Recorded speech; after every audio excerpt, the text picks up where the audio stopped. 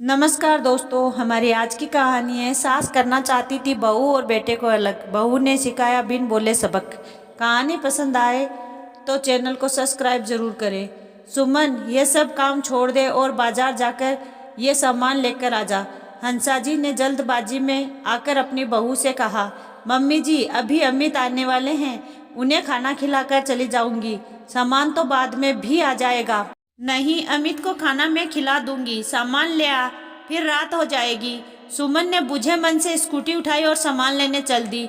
Amit office से आया, उसकी नजरें आज भी सुमन को ढूंढ रही थी, पर सुमन नजर नहीं आई। रसोई में थकी हारी हालत में हंसा जी निकली। आ गया बेटा, ले पानी पी ले और मैं खाना लगा देती हूँ। मम्मी, सुमन कहाँ है? मैं जब भी ऑफिस से घर पर आता हूँ वो मुझे मिलती नहीं है।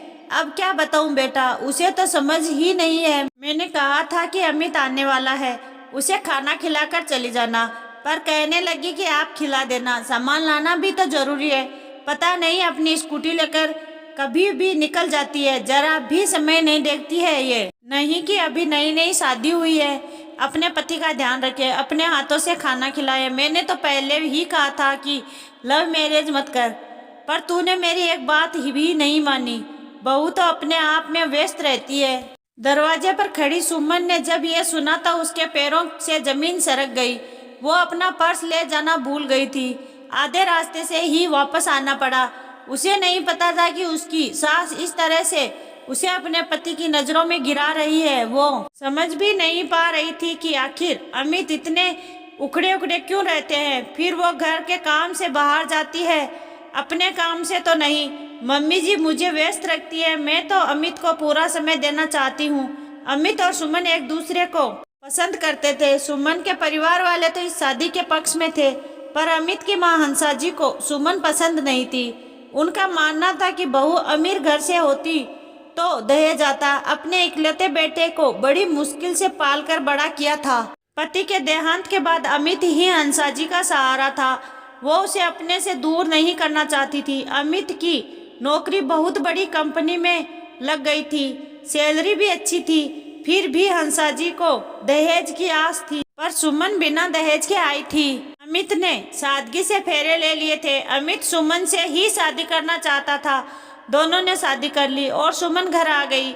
सुमन सोच रही थी कि वो अपने व्यवहार से अपनी सास का दिल जीत लेगी, इसलिए वो हमेशा अपनी सास की बात मानती थी। उनके कहते ही हर काम कर देती थी। जब से सुमन शादी होकर आई है, उसने देखा कि वो अमित का कोई भी काम करती तो हंसा जी उसे दूसरे काम में उलझा देती थी।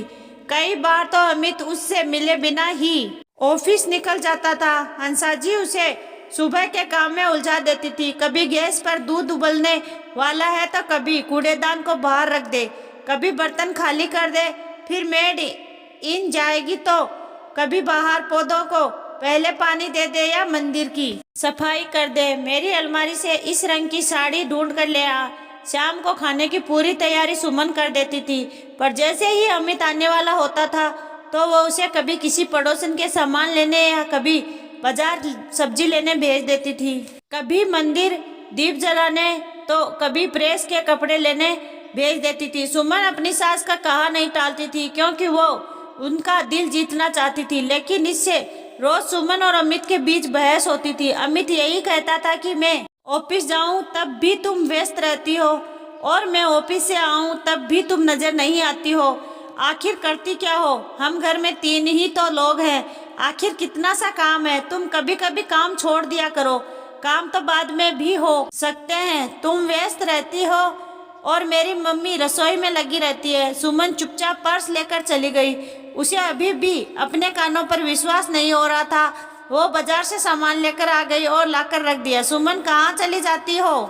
मैं जब घर पर आता हूँ तो मैं सबसे पहले तुम्हें ही देखना चाहता हूँ, अमित ने कहा। वो कुछ जरूरी काम था, पर कल से ऐसा नहीं होगा। सुमन अपनी सास की करनी अमित को नहीं बताना चाहती थी, क्योंकि वो नहीं चाहती थी कि उसकी वजह से घर में कलेश हो। रात भर सुमन को अच्छे से नींद आई। सुबह उठकर वो अमित के लिए नाश्ता और खाना तैयार करने लगी। अमित तैयार होकर डाइनिंग टेबल पर बैठ गया कि हंसा जी बोली, सुमन तू जाकर मंदिर की सफाई कर दे, अमित को नाश्ता मैं करवा देती हूँ। अब सुमन मन को पक्का कर चुकी थी। मम्मी जी, मैं नाश्ता बना रही हूँ, आप मंदिर का काम संभाल लीजिए।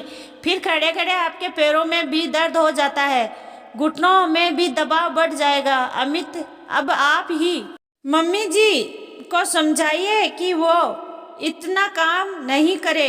हाँ मम्मी, सुमन ठीक कह रही है, आप इतना काम मत किया करो, आप बैठकर मंदिर की सफाई कर लो। हंसा जी सबका गई और मंदिर वाले कमरे में चली गई। सुमन ने नाश्ते के साथ ही दूध उबाल कर रख दिया और अमित का टिफिन भी पैक कर दिया।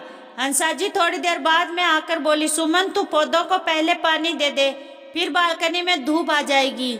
मम्मी जी, अमित ऑफिस जा रहे हैं, पहले इनका सामान दे दूं। रोज कुछ ना कुछ भूल ही जाते हैं, ये काम तो मैं बाद में भी कर लूंगी।